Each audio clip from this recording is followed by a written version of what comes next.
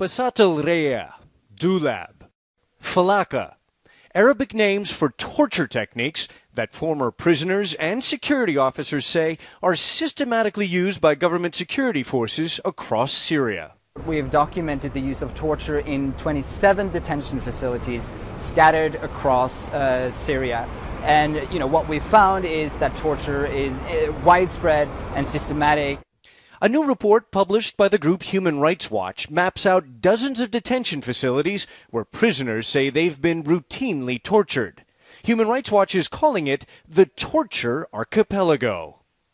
It is a network of torture of torture chambers that the authorities are using to intimidate, to punish people who dare to oppose the government. Human Rights Watch interviewed scores of torture victims, some of whom were only children. ثالث مرة أخذونا على التحقيق، مرة ثالثة آخر مرة أبغوا لي أضفري كان معهم كماشة يمكن انفك أو شيء. These testimonies are very similar to those gathered by CNN over the last 15 months.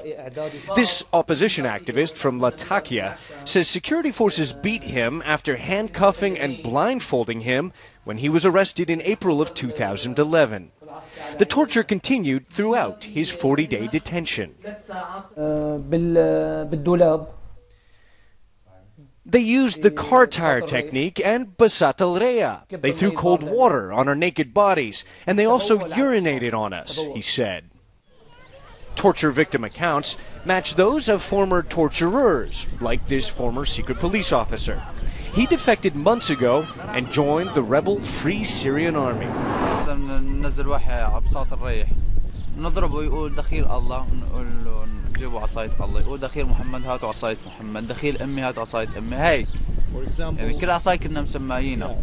Human Rights Watch isn't just documenting abuses, it's also naming and shaming, publishing names and ranks of commanders of individual detention centers.